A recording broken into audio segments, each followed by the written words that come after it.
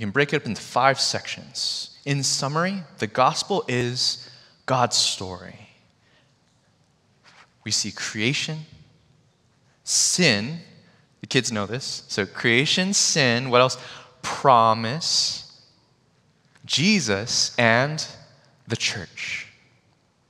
In the very beginning, nothing existed except God.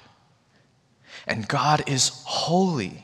He was never created, and he himself is love. Out of the overflow of his love, God created everything, including the first man and the first woman, Adam and Eve.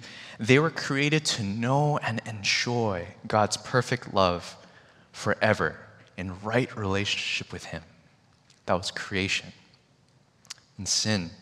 But instead of loving God, instead of trusting and obeying him, man trusted only in themselves. This is called sin. And this is what broke the good relationship between God and humanity. Sin both enslaves humanity and makes us guilty before God. And there was nothing that man could ever do to make their relationship right before God again. But what do we see? Glimpses of, starting in Genesis 3:15 and on, God makes a promise. So creation, sin, promise. God made a promise to Adam and Eve that one of their descendants would make a way that would rescue them from their sin. And for many, many years, humanity long awaited for their hero to arrive. Creation, sin, promise, Jesus.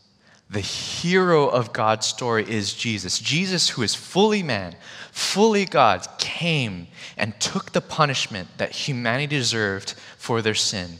And get this, died in their place. We sang about how Jesus took on the full wrath of God in our place. Jesus died in our place.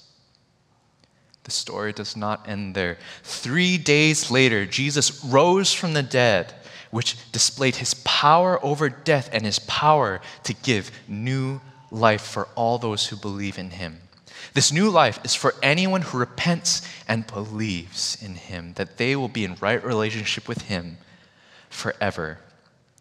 Creation, sin, promise, Jesus, and the church. After Jesus resurrected from the dead, he spent 40 days instructing his followers about his plan to spread the good news of the gospel. First, he was going to give them his Spirit. Secondly, he gave them a mission.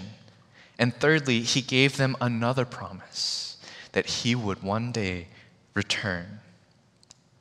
Jesus ascended to the Father in heaven, and his Spirit was unleashed and given, and his church was born. And the mission continues today. That anyone who repents and believes in Jesus is added to his church, God's family, and shares in this mission.